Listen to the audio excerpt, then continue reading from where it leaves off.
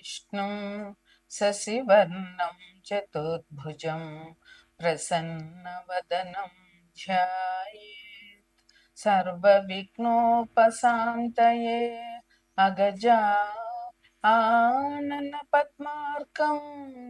गजाननमहर्निशम् अनेकदन्तं भक्तानाम् एकदन्तमुपास्महे एकदन्तमुपास्महे। ఓం శ్రీ గణేశ్వరాయ నమః. ఓం శ్రీ సరస్వత్యై నమః. ఓం శ్రీ మాత్రే నమః. ప్రేక్షకులందరికీ నమస్సుమాంజలి. ఇప్పుడు ఏప్రిల్ మాస ఫలితాలు నేను చెప్పబోతున్నాను. ఈ ఏప్రిల్ నెలలో ఎవరికి ఏ రాశుల వారికి ఎలాగున్నది, ఎటువంటి పరిహారాలు చేసుకోవాలి, వారు ఏ దేవుణ్ణి పూజించాలి, వారికి ఎంత మంచి జరుగుతుంది అనేటటువంటిది ఈ ఏప్రిల్ మాస ఫలితాల్లో చెప్పబోతున్నాను. ఇది తెలుగు మాసం అయితే చైత్ర మాసం అవుతుంది. ఏప్రిల్ మాస ఫలితాలు చెప్పడానికి ముందు మార్చి 30వ తారీఖు ఆదివారం నాడు 30/3/2025 రోజున మనకి ఉగాది వచ్చింది. తెలుగు సంవత్సరాది మన తెలుగు వారందరికీ కూడా నూతన సంవత్సరం ప్రారంభం అవుతుంది. ఈ నూతన సంవత్సరానికి ఈ ఉగాదికి ఈ సంవత్సరం పేరు విశ్వవసు. విశ్వవసు అంటే విశ్వాసం అని అర్థమవుతుంది. ఈ ఈ ఈ నూతన సంవత్సరంలో అందరికీ చాలా బాగుంటుంది. ఆదాయం వృద్ధి అవుతుంది. గురువు అన్ని రాశుల వారికి కూడా మంచి శుభ ఫలితాలు ఇవ్వబోతున్నారు. అట్లాగే అన్ని రాశుల వారికి కూడా చాలా బాగుంటుంది. దైవానుగ్రహం బాగా ఉంటుంది. ముఖ్యంగా చెప్పుకోవాల్సింది ఏంటంటే ఈ సంవత్సరం అందరికీ, విద్యార్థులకి, వ్యవసాయదారులకి, ఉద్యోగాలు చేసే వాళ్ళకి, అన్ని రకాల వాళ్ళకి, చేతివృత్తుల వాళ్ళకి, ఇంట్లోనే ఉండేటటువంటి వాళ్ళకి, అందరికి, పెద్దలకి, పిల్లలకి, అందరికీ కూడా ఈ విశ్వవసు నామం సంవత్సరం చాలా బాగుంటుంది. అందువల్ల ఈ సంవత్సరం అందరూ సుఖంగా సంతోషంగా ఉంటామని చెప్పవచ్చు. సకాలంలో వర్షాలు కురుస్తాయి. నీళ్ళకి ఇబ్బంది లేకుండా ఉంటుంది. ప్రస్తుతం ఇబ్బంది ఉంది చాలా చోట్ల, కానీ అది తగ్గిపోతుంది. మంచి వర్షాలు పడడం వల్ల వచ్చే సంవత్సరానికి మనకి బాగుంటుంది. అయితే ఇది ఈ చైత్ర శుద్ధ పాడ్యమి 30/3/2025 అయింది తెలుగు సంవత్సరాది. ఈ ఏప్రిల్ నెలలో ఇంక వచ్చే పండుగలు ఏంటి అంటే ముఖ్యంగా ఉగాది మొదల నుంచి వసంత నవరాత్రులు ప్రారంభం. అమ్మవారి నవరాత్రులు 4 రకాలుగా ఉంటాయి. అందులో ఈ వసంత నవరాత్రులు ఇప్పుడు ఈ ఏప్రిల్ నుంచి శ్రీరామనవమి వరకు లలిత అమ్మవారికి వసంత నవరాత్రులు చేస్తాము. చైత్రశుద్ధ పాడ్యమి నుండి చైత్రశుద్ధ నవమి వరకు వసంత నవరాత్రులు అంటారు. ఈ నవరాత్రుల్లో లలిత అమ్మవారిని, అదే లలిత, దుర్గా, ఎవరైనా రాజరాజేశ్వరి, అన్నపూర్ణ, ఎవరైనా సరే ఈ అమ్మవారి నవరాత్రులు పూజించాలి. మనకి దేవి నవరాత్రులు ఎంత ముఖ్యమో ఈ వసంత నవరాత్రులు కూడా అంత విశేషంగా మనం పూజ చేయాలి, అమ్మవారి పూజ. ఇక ఈ ఏప్రిల్ నెలలో ఇంకొక పండుగ ఏంటంటే 3/4/2025 స్కంద షష్ఠి, అంటే సుబ్రహ్మణ్యేశ్వర స్వామి ఆరాధన చేయాలి. సో అందరూ సుబ్రహ్మణ్యేశ్వర పిల్లల కోసం కావాలనుకుంటున్న వారు, దయ సాహసాలు కావాలనుకుంటున్నారు, ఎవరికైనా కుజగ్రహ అనుగ్రహం సరిగా లేదని అనుకుంటున్న వాళ్ళు, వీళ్ళందరూ ఈ స్కంద షష్ఠి నాడు పూజ చేయడం చాలా ఉత్తమం.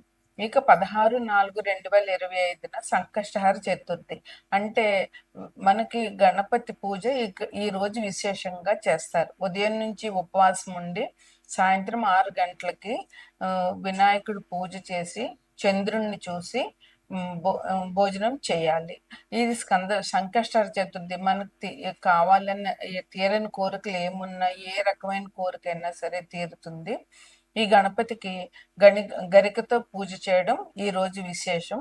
ఈ సంకష్టహర చతుర్థి మేనరాశి వాళ్ళు, రేవతి నక్షత్రం వాళ్ళు, వారి జాతకం ప్రకారం రేవతి నక్షత్రం వాళ్ళు ఈ సంకష్టహర చతుర్థి తప్పకుండా చేయాలి. అందువల్ల ఇవి మనకి ఈ మాసంలో ఉన్నటువంటి పండుగలు. ద్వాదశ రాశుల్లో తదుపరి రాశి తులారాశి. ఈ తులారాశికి అధిపతి శుక్రుడు. ఆయన ప్రస్తుతం మీనంలో స్థితి పొంది ఉన్నారు. తులారాశిలో తులారాశి అధిపతి శుక్రుడు మీనంలో స్థితి పొంది ఉన్నారు. ఇప్పటికే అక్కడ శుక్రుడు, బుధుడు, రవి, రాహు ఉన్నారు. ఈ కుంభం నుంచి శని భగవానుడు ఉగాది రోజు నాటికి మేన్ రాశిలోకి వెళ్తారు. గోచార రీత్యా చంద్రుడు కూడా ఆ రాశిలోకి వస్తున్నారు. అంటే తులారాశికి 6వ ఇంట్లో 6 గ్రహాలు స్థితి పొంది ఉంటాయి. అందువల్ల షష్టమం అంటే కొంచెం కష్టం అనే చెప్పొచ్చు. అందువల్ల ఈ రాశిలో తులారాశిలో వారికి కొంచెం ఇబ్బందులు ఉన్నా కానీ మంచిగా ఉంటుంది. అదే కాంపిటేటివ్ ఎగ్జామ్స్ ప్రిపేర్ అయ్యే వాళ్ళకి ఇన్ని గ్రహాల ఫలితం ఉంటుంది. ఈ జాగ్రత్తగా వీరు కాంపిటేటివ్ ఎగ్జామ్స్కి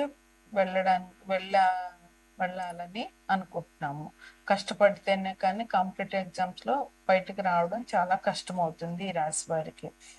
తులలో చిత్త 3, 4 పాదాలు, స్వాతి 1, 2, 3, 4 పాదాలు, విశాఖ 1, 2, 3 పాదాలు ఉన్నాయి.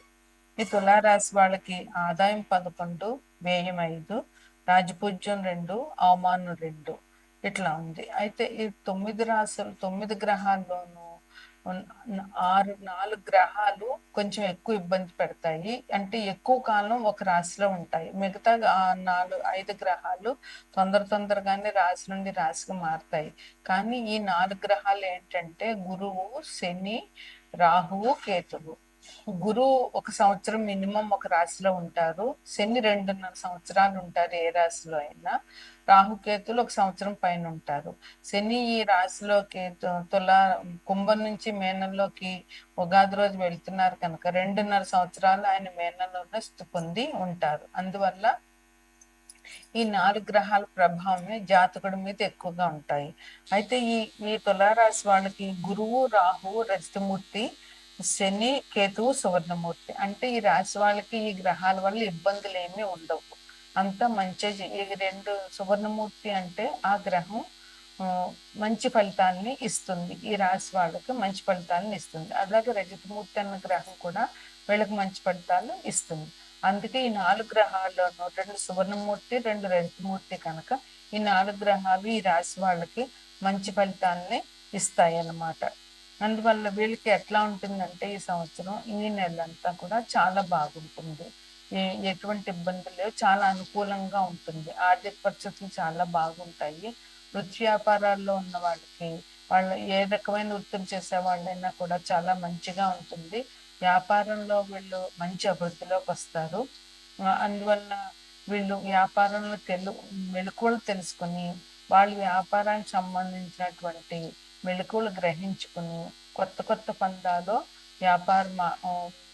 వ్యాపార మార్కెటింగ్ ని పెంచుకోవడం వల్ల వీరికి చాలా మంచి అభివృద్ధి ఉంటుంది.